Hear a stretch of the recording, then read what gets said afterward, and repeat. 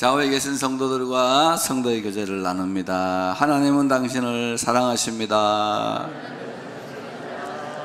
당신은 복의 근원이 되고 축복의 통로가 될 것입니다. 하나님은 당신을 통하여 큰 영광을 받으실 것입니다. 당신의 인생은 하나님의 은혜로 술술 풀릴 것입니다. 꼭 그와 같이 되시기를 축원합니다. 한 제자가 선생님께 나와서 질문합니다. 선생님, 제가 앞으로 하나님을 잘 섬기고 싶고 내 평생에 하나님을 떠나지 않고 잘 섬길 수 있는 비결이 있습니까? 어떤 사람은 믿다가 안 믿는 사람도 많고, 어떤 사람은 안 믿다가 믿다가도 하고 믿기도 하고 등등 인생의 굴곡과 진폭이 너무 많은데, 내가 꾸준하게 내 인생 끝날 때까지 여호와 하나님을 잘 섬길 수 있는 길이 있습니까? 라고 질문을 했대. 선생님이 다음과 같이 살면은 너의 인생은 앞으로 하나님을 잘 섬기고 큰 골짜기 없이 진폭 없이 잘 섬기게 될 것이니까 이것을 꼭 기억하라, 그렇게 얘기합니다. 그 첫 번째가 배고플 때 기도할 수 있는가를 돌아보라. 배고프고 가난해졌을 때 찬송할 수 있느냐. 외로운 날에 기도할 수 있고 괴로운 날에 찬송할 수 있다면 너의 신앙은 잘 유지가 될 것이다. 배고픈 날에 하나님을 섬기는 것이 괴로운 날에 섬기는 것은 어렵습니다. 배가 부르고 복을 많이 받으면 자랑하고 싶더라도 교회 가고 싶습니다. 다른 사람에게 내가 얼마나 큰 복을 받았는지 말하고 싶어서 예배당으로 갈 수 있지만, 외롭고 괴로운 날, 가난해져서 배고프게 되는 날은 하나님 앞에 가는 것도 어렵고 기도도 어렵고 찬송도 어렵게 될 거다. 그날에 너가 단독자로서 하나님 앞에서 기도할 수 있다면 너의 신앙은 흔들리지 않을 것이다. 두 번째는 배부를 때 하나님을 잊지 않을 수 있는가? 배부를 때 하나님을 잊지 않을 수 있는가? 사람들은 이상해집니다. 배가 불러집니다. 배가 등이 따뜻해집니다. 제일 먼저 일어나는 일은 뭡니까? 나의 의식 속에서 하나님이 사라진다는 겁니다. 그렇게 간절하게 붙들던 하나님, 나의 인생을 채워달라고 그렇게 외치던 그 하나님이 배가 부르게 될 때는 점점 잊혀진다는 이야기입니다.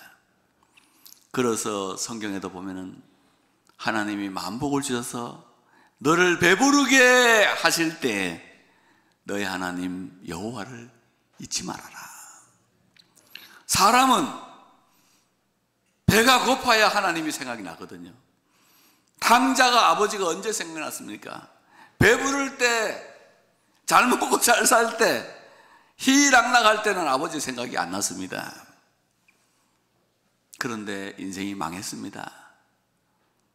주인의 집에서 박대를 당하고 돼지들이 먹는 지형 감자를 먹을 때 내가 여기서 줄여 죽는구나, 내가 여기서 줄여 죽는구나, 그러면서 그 다음에 내 아버지 집에는 양식이 풍족한 품꾼이 얼마나 많은고, 그러면서 아버지께로 돌아갑니다. 복을 받는 것이 무조건 좋은 것이냐? 신앙에 마이너스가 된다면 그 복은 오히려 그것 때문에 내가 망할 수가 있다는 사실도 기억해야 됩니다. 내가 복을 받아서 하나님을 의식 속에서 사라지게 한다면 그거는 복이 진정한 복이 되지 않습니다. 복을 주셨기 때문에 이 복을 가지고 어떻게 하면 하나님의 나라와 하나님의 백성과 이 사회와 이 국가를 어떻게 하면 살릴 것인지 이런 쪽으로 흘러가면 그거는 한없이 좋은 복이지만 하나님을 잃는 쪽으로 흘러간다면 그건 복받은 것이 꼭 좋은 것은 아니다 하는 것입니다. 부모들이 죽을 고생을 해서 하나님께 매달려서 가정을 이룹니다. 자녀를 낳았습니다. 자녀는 가난을 모르고 자랍니다. 그래서 이 자녀가 청소년기가 되면 부모에게 뭐라 그러는지 아세요? 내가 모태신앙으로 태어난 것이 내 인생의 가장 큰 저주다. 왜 믿기도 싫은, 믿어지지도 않는, 믿을 수도 없는 하나님을 자꾸 나에게 믿으라 하느냐, 이렇게 막 덤벼들어요. 그래서 결국은 믿음을 떠나는 아이들도 많이 있고, 요즘 우리나라에도 중직자들의 자녀들이 믿음이 없어요. 그래서 교회에도 중직자 되려면 그래도 어느 정도는 복을 받은 사람들이잖아요. 근데 그 자녀들이 믿음이 없어요. 오히려 아버지 때문에 왜 나를 괴롭히게 하느냐, 영생에 이르는 이 복음을 부담으로 생각하고 있으니 어떻게 하면 좋습니까? 그래서 배부를 때 하나님 잊지 않을 수가 있느냐. 그리고 세 번째는 네 인생이 무너질 때 예배 드릴 수 있느냐. 너의 인생이 무너질 때 욥처럼 하루아침에 물질을 다 잃어버렸어요. 건강을 다 잃어버렸어요. 10명의 자녀가 다 죽어서 인생이 처참하게 무너졌을 때 너는 하나님 앞에 예배 드릴 수 있느냐. 그것만 잘 기억한다면 네 믿음은 평생 동안 흔들리지 않을 것이다. 무너지는 자리에서 예배를 드려야 되는 이유는 또 뭡니까? 삶은 지옥같이 되더라도 네 마음은 지옥으로 만들지 말거라. 세상에서 가장 어리석은 사람이 누구냐? 세상에서 가장 지혜로운 사람은 누구냐? 세상에서 가장 지혜로운 사람은 나의 마음을 천국으로 만드는 사람이고, 세상에서 가장 어리석은 사람은 내 마음을 지옥으로 만드는 사람입니다. 마음을 지옥으로 만듭니다. 가정을 지옥으로 만들어요. 교회와 해당을 지옥으로 만듭니다. 이 사회를 지옥으로 만들어요. 어떤 사람은 그 사람이 들어가기만 하면 그 가정이 지옥이 되어버려요. 왜? 내 마음이 지옥이니까. 내 마음이 지옥이니까 남이 행복하는 거 싫어요. 남이 웃는 모습도 보기 싫어요. 그래서 남도 지옥에 살아야 돼. 그래서 나와 내 모든 삶을 지옥으로 데려가는 사람, 내 마음을 지옥으로 만드는 사람이 이 세상에서 가장 어리석은 사람이다. 성경에 보면은 자기의 삶을 지옥으로 만든 사람이 세 사람이 등장한다고 합니다. 첫째는 사울입니다. 사울은 말 한마디 때문에 자기 마음을 지옥으로 만들었어요. 이 사람은 어느 순간에 왕이 돼서 이스라엘의 왕이 됐습니다. 사무엘이 기름을 부어서 왕이 됐으니까 마음이 물된 동상 같았겠죠. 그런데 어느 날 다윗이 골리앗을 딱 때려 눕혔습니다. 그러니까 사람들이 막, 여성들이 나와서 강강술래하면서 춤을 춰요. 사울이 죽인 자는 천천히고 다윗이 죽인 자는 만만이다. 사울이 그 말을 듣고 심히 불쾌하여, 이 말이 나오는 순간부터 사울의 인생은 무너지기 시작합니다. 그 마음을 가지고 사울이 다윗을 죽이려는 그 마음, 악의를 품게 되고 살의를 품게 될 때 성령이 그를 떠났습니다. 참 유감스럽게도 여호와의 신이 사울에게서 떠났다. 여호와의 부리신 악신이, 마귀가 그를 괴롭게 하니라 그랬어요. 그 말 한마디를 참지 못해서 내 속에서 성령을 내쫓아 버렸어요. 그리고 내 속에 악령이 들어오게 해가지고 불안장애, 우울장애, 공황장애, 미치광이로 살다가 죽었어요. 여러분, 혹시 내 마음을 지옥으로 만들고 있는 말 한마디가 있다면, 씻겨져 나가지 않는 말 한마디가 있다면 오늘 이 예배 시간에 버릴 수 있는 은총이 있기를 바랍니다. 나를 미치게 만들고 나에게서 귀신이 들어오게 만들고 성령을 내보내는 이런 어리석은 게 세상에 그게 어디에 있느냐 그 말입니다. 요즘 유튜브가 발달해서 저의 설교 조회수는 50번이고 우리 교회 부교육자들의 설교 조회수는 100번도 나오고 200번도 나와요. 그래서 내가 우리 교육자들에게 제발 설교 좀 길게 하지 마라. 오후 예배 설교 짧게 하라고 내가 여러 번 이야기하니까 우리 뭐라고 대답하냐면은, 목사님, 성도들이 은혜 받고 싶어서 갈급해하는 모습을 보면은 도저히 짧게 할 수가 없습니다. 이래. 와, 내가 누구라고는 말하지 않겠습니다. 근데 속으로 내가 이랬어요.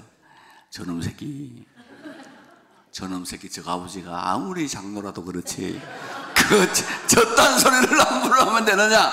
내가 그랬거든. 성도들이 그 말이 뭐예요?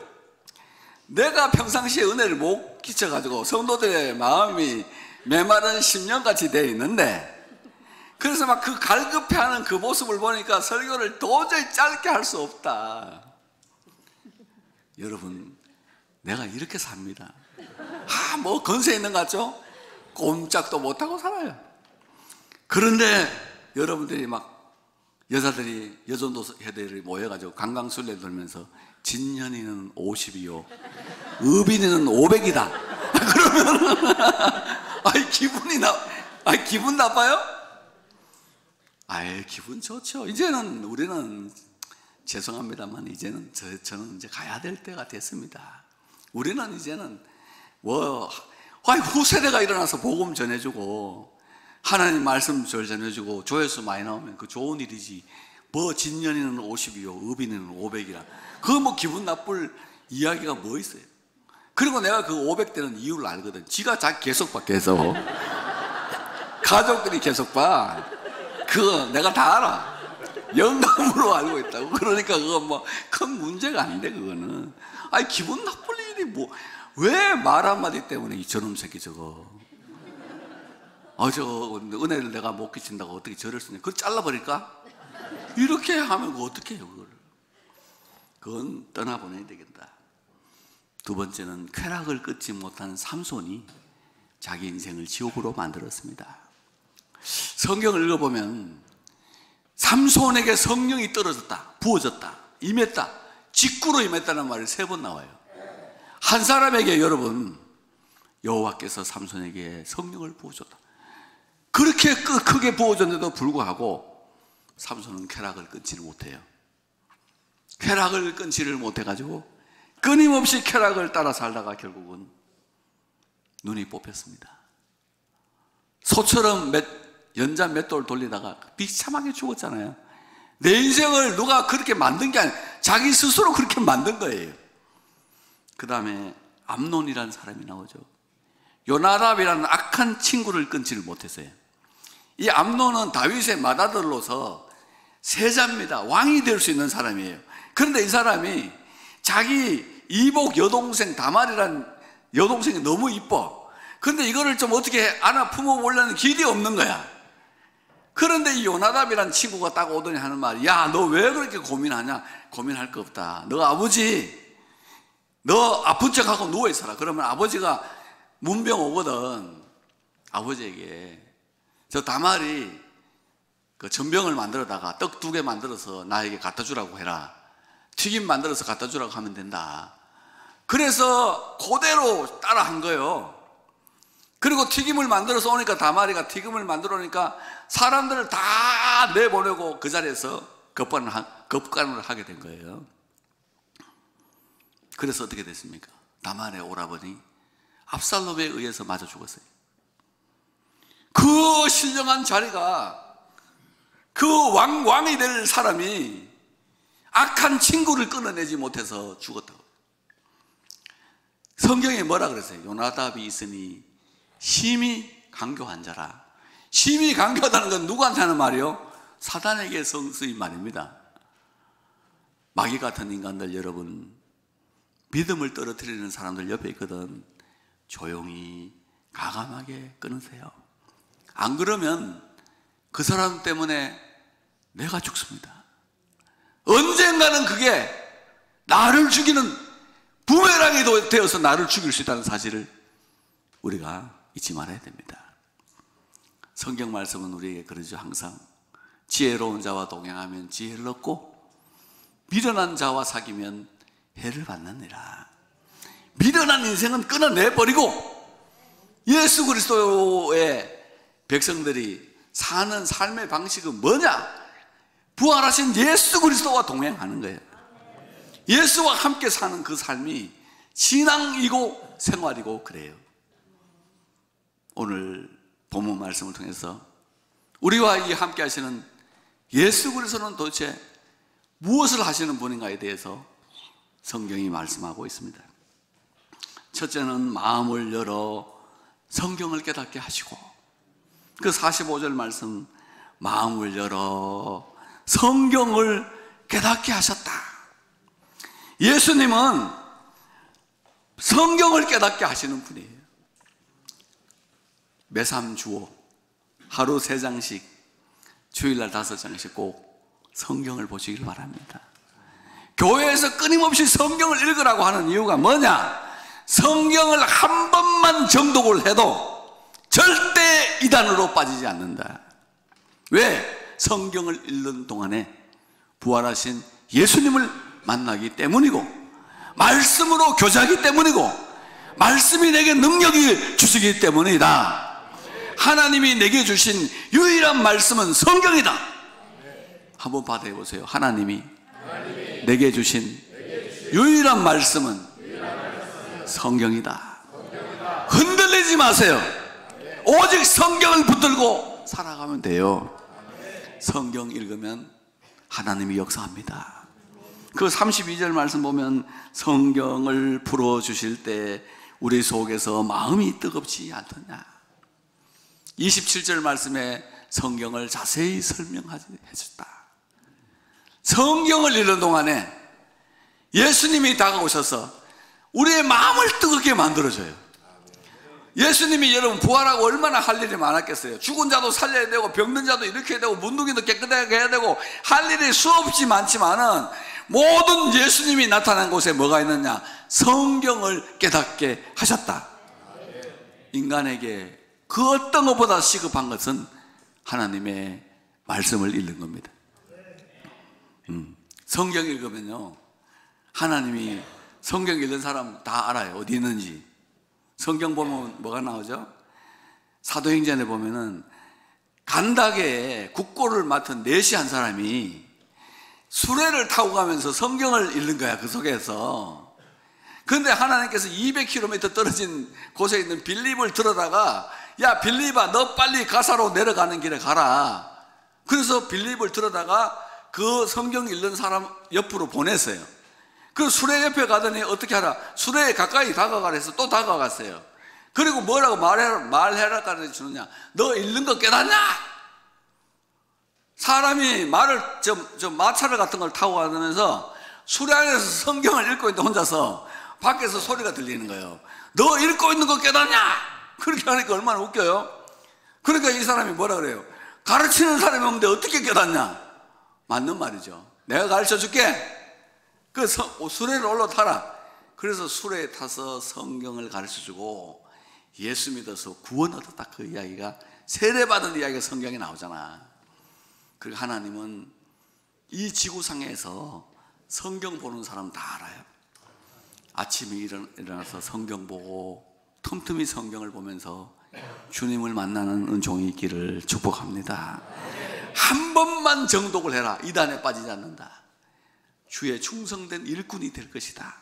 능력 있는 일꾼이 될 것이고 흔들리지 않는 믿음으로 교회를 세우는 사람이 될 것이다. 꼭 성경을 가까이 하는 사람이 되어야 되겠어요. 두 번째는 예수님은 우리에게 위로부터 능력을 주시는 분이다.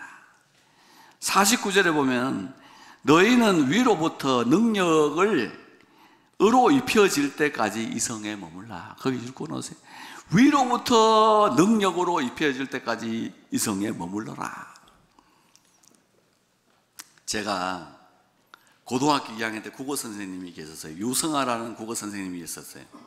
보통 고등학교의 국어 선생님은 대학교를 나온 학사들이 가르쳐요. 학사들이. 그런데 이 선생님은 공부를 많이 하신 경북대학교 박사님이셨어요.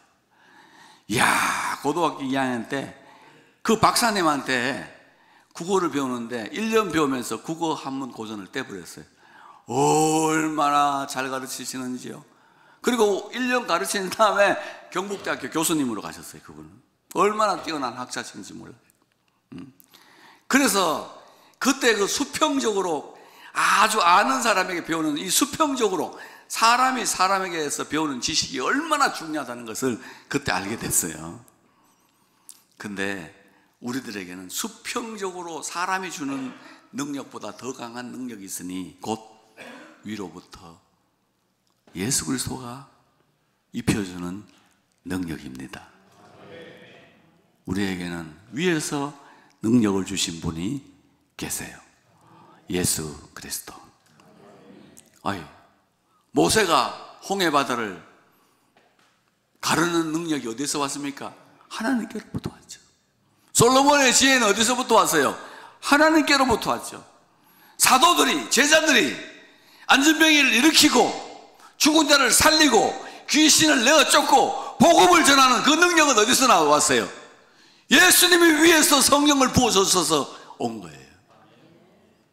우리에게는 수직적인 것만 아니라 이 수평적인 것뿐만 아니라 위에서부터 내리시는 하나님의 능력이 있습니다. 교회 올 때마다 이 능력으로 더딥기를 축복합니다. 입혀주실 줄로 믿습니다. 죄사함을 깨달은 백성들, 십자가를 깨달은 백성들, 이 십자가가 나의 죄를 사했다고 깨달은 백성들에게는 하나님이 자녀를 삼아주시고 한량없는 은혜를 베풀어 주실 줄로 믿습니다. 세상 이길 능력이 있을지어다. 마귀를 이기는 능력이 있을지어다. 절망과 눈물과 어둠을 이기는 능력이 위로부터 부어질지어다. 부어지기를 축복합니다.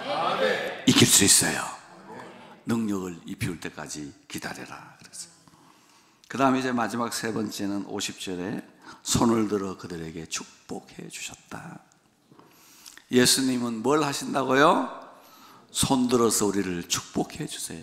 영어 성경 가진 분 보면 핸드가 아니고 핸즈라고 복수로 되어 있죠. 복수, 두 손 들어 축복해 주셨다.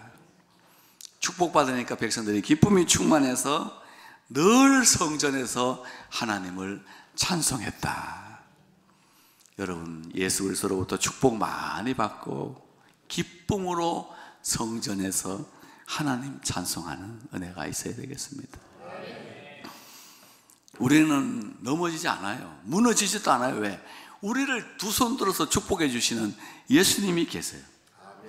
내가 너와 함께 하리라. 내가 너를 잘되게 하리라. 내가 내게 능력을 주어서 넘어가게 하리라. 그랬어요. 제가 2005년 12월 29일 날 이 교회를 25억을 주고 사서 왔어요. 돈이 3억밖에 없었어요.